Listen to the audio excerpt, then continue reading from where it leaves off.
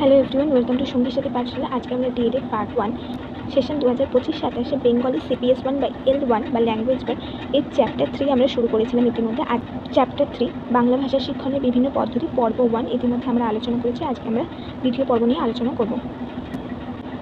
প্রথম প্রশ্ন হলো, শব্দানুক্রমিক পদ্ধতি বলতে কী বোঝো? এর নামটা শুনেই বুঝতে পারছো তোমরা যে শব্দানুক্রমিক, শব্দ অনুসরণ করে বা শব্দক্রম অনুসারে।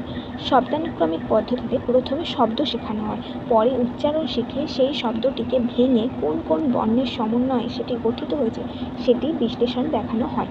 এখানে প্রথমে শিক্ষার্থীর অতি পরিচিত শব্দ নিয়ে পর্ব শুরু হয়। শব্দটি ধীরে ধীরে শব্দটির প্রতীক ও তার উচ্চারণ ও বানান একই সঙ্গে শিক্ষা দেওয়া হয়।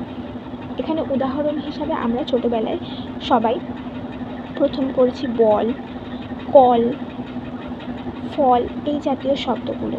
এইভাবে আমাদের শব্দানুক্রমিক পদ্ধতি, প্রথমে বল, তারপরে আমরা বলি ব, ল, বল, সেই। নেক্সট হচ্ছে শব্দানুক্রমিক পদ্ধতিতে কোন কোন বিষয়ের উপর বেশি জোর দিতে হয়। শব্দটা হচ্ছে জোর দেওয়া। শব্দানুক্রমিক পদ্ধতিতে শব্দের প্রতীক, পরিচিতি এবং শব্দের বানান ও যথার্থ উচ্চারণ দিকে অধিক গুরুত্ব দিতে হয়। শব্দের প্রতীক বলতে আমরা ব, ল, বল, মানে ব কীভাবে লিখতে হয়, ল কীভাবে লিখতে হয় সেটা। তারপরে বানান বা ফল বানান কী সেটা আমরা বুঝি, কীভাবে আমরা কতটা উচ্চারণ করছি সেটার উপর গুরুত্ব দিই। নেক্সট হচ্ছে শব্দানুক্রমিক পদ্ধতিতে শিক্ষার্থীরা কী শিখে থাকে।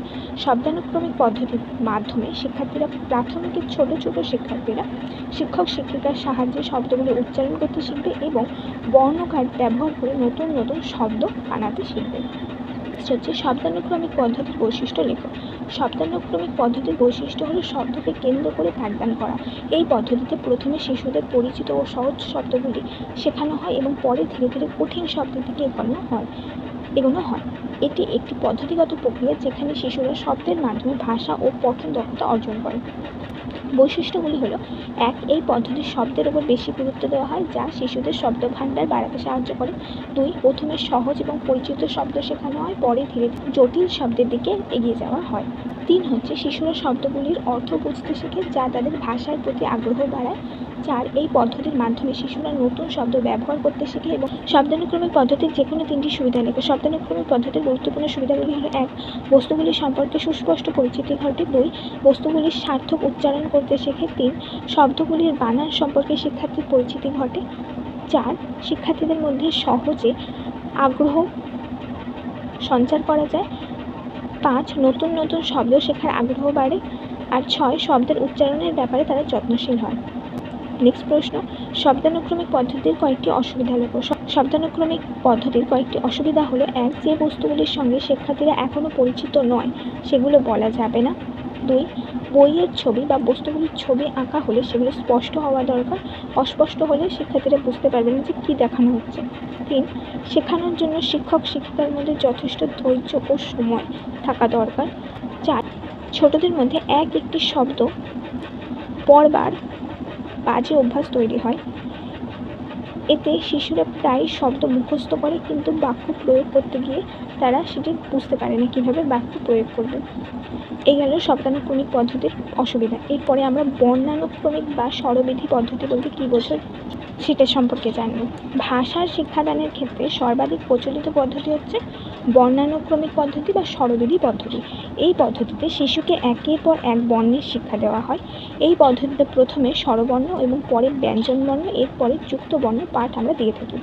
স্বরবর্ণ, ব্যঞ্জনবর্ণ, যুক্তবর্ণ চেনানো, তা লিখতে শেখানো, সেই সাথে সেগুলির সঠিক উচ্চারণ, গঠনের প্রকৃতি, বৈশিষ্ট্য জানাতে হয়। একটি বর্ণের সাথে পরিচিতি, তার বৈশিষ্ট্য, তার উচ্চারণের মধ্যে দিয়ে যে স্বর উৎপন্ন হয় তার সাথে পরিচয় করানো হয় বলে এটিকে বর্ণানুক্রমিক বা স্বরবিধি পদ্ধতি বলে। আমরা যা এতদিন ধরে শিখে এসেছি, যে ছোটোবেলায় আমাদের অ, আ, ক, খ ইত্যাদি শেখানো হয়, এটা হচ্ছে সেই পদ্ধতি। বর্ণানুক্রমিক পদ্ধতির বৈশিষ্ট্য। বর্ণানুক্রমিক পদ্ধতি বৈশিষ্ট্য হলো এটি বর্ণমালা শেখানোর একটি প্রাচীন ও সরল পদ্ধতি। এখানে প্রথমে অক্ষর, তারপরে অক্ষরগুলিকে শব্দে কীভাবে ব্যবহার করা হয় তা শেখানো হয়। এক এটি একটি ধীর ও ধারাবাহিক প্রক্রিয়া যেখানে শিশুদের ক্রমানুসারে বর্ণমালা শেখানো হয়। 2 এই পদ্ধতিতে অক্ষর এবং তাদের সাথে সম্পর্কিত ধ্বনিগুলির মধ্যে সম্পর্ক স্থাপন করা হয়। 3 বর্ণমালার উপর ভিত্তি করে তৈরি, যা ধীরে ধীরে শব্দ এবং বাক্যের গঠনের দিকে এগোয়। 4 সরলতার কারণে এটি শিশুদের জন্য একটি প্রাথমিক এবং সহজবোধ্য পদ্ধতি হিসেবে বিবেচিত হয়। নেক্সট প্রশ্ন, বর্ণানুক্রমিক পদ্ধতি বা স্বরবৃদ্ধি পদ্ধতিতে কি শেখানোর উপর জোর দিতে হয়? বর্ণানুক্রমিক পদ্ধতি বা স্বরবৃদ্ধি পদ্ধতিতে বিশেষ করে শেখানো হয় 1 স্বরবর্ণ ও ব্যঞ্জনবর্ণের যথার্থ উচ্চারণ ও তাদের প্রতীক, যুক্ত ব্যঞ্জনের যথাযথ গঠন ও উচ্চারণ। বর্ণানুক্রমিক পদ্ধতি বা স্বরবৃদ্ধি পদ্ধতির যে কোনো দুটি সুবিধা দেখুন। সুবিধাগুলি হলো 1 প্রতিটি বর্ণের গঠন সম্পর্কে অবহিত হতে পারে বা শিখতে পারে, বর্ণের পরিচিতির সঙ্গে বর্ণটির উচ্চারণ সম্পর্কে অবহিত হতে পারে বা জানতে পারে, বর্ণের কার্ড দিয়ে পরিচিত শব্দ তৈরি করতে পারে। বর্ণানুক্রমিক পদ্ধতি বা স্বরবৃদ্ধি পদ্ধতিতে যে কোনো দুটি অসুবিধা লেখুন। অসুবিধাগুলি হলো 1 বইয়ের বা বর্ণ কার্ডগুলির বর্ণগুলি স্পষ্ট হওয়া দরকার, না হলে শিক্ষার্থীরা অসুবিধায় পড়বে এবং বুঝতে পারবে না। 2 বর্ণের গঠন শিক্ষার্থীদের ঠিক মতো বুঝতে না পারলে যথাযথ শিক্ষা হবে না, শিক্ষকের বিশেষ প্রশিক্ষণ ও আগ্রহ ধৈর্য থাকা প্রয়োজন। অধিক শিক্ষার্থীযুক্ত শ্রেণীকক্ষে বিশৃঙ্খলার সৃষ্টি হতে পারে। কেন না, যদি আমরা এই যে অ আ ক খ এরকম বোর্ডে লিখে দিলাম, সেগুলো তাদেরকে অনুকরণ করার বদলে প্রত্যেককে আমরা যদি বর্ণ কার্ড দিয়ে পকেট বোর্ডে এসে প্রত্যেকটি বসিয়ে নতুন নতুন শব্দ তৈরি করতে দিই, তাহলে কিন্তু একজন যাবে আরেকজন আসবে, এরকম করে বিশৃঙ্খলার সৃষ্টি হতে পারে। নেক্সট হচ্ছে বাক্যানুক্রমিক বা বাক্যক্রম পদ্ধতি বলতে কী বোঝো? এই পদ্ধতিতে ছোট ছোট শব্দ যোগ করে ছোট ছোট বাক্য গঠন করতে শেখানো হয়। এখানে অতি পরিচিত শব্দগুলিকে দিয়ে প্রথমে অভ্যাস করানো হয়, যেমন আমি ভাত খাই, নিতু বই পড়ে, সে বাড়ি আছে ইত্যাদি। নেক্সট প্রশ্ন, বাক্যানুক্রমিক পদ্ধতির বৈশিষ্ট্য লিখুন। বাক্যানুক্রমিক পদ্ধতির বৈশিষ্ট্যগুলি হলো 1 প্রথমে ছোট ছোট পরিচিত শব্দযুক্ত বাক্য পড়ানো হয়। 2 বাক্যের মধ্যস্থ শব্দের অবস্থান নিরূপণ করে শব্দ পড়া ও উচ্চারণ অনুশীলন করানো হয়। 3 পদ্ধতি ব্যাকরণের নিয়মগুলো পৃথকভাবে শেখানো হয় না, বরং বাক্য থেকে তাদের অর্থ এবং প্রয়োগের মাধ্যমে শেখানো হয়।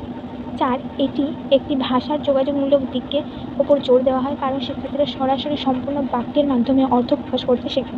এবং 5 এটি ভাষা শেখার একটি কার্যকর পদ্ধতি, কারণ এটি শিক্ষার্থীদের ব্যবহারিক জীবনে ভাষা ব্যবহার করার জন্য প্রয়োজনীয় দক্ষতা তৈরি করে। এই ছিল তোমাদের গুরুত্বপূর্ণ প্রশ্ন, যেগুলো আজকে আমরা এখানে আলোচনা করলাম। এর পরের দিন আমরা অন্য প্রশ্ন আলোচনা করব। অবশ্যই তোমাদের চ্যানেলটাকে সাবস্ক্রাইব করে রাখতে হবে এরকমই ভিডিও আরও পাওয়ার জন্য। সেই সাথে আমাদের চ্যানেলের প্লেলিস্টে গিয়ে তোমাদের যে ডিএলএডের 5টা সাবজেক্ট, সেগুলোর ভিডিওগুলো ইতিমধ্যে চ্যাপ্টার ওয়াইজ শুরু করা হয়েছে, সেগুলো দেখে নিতে হবে।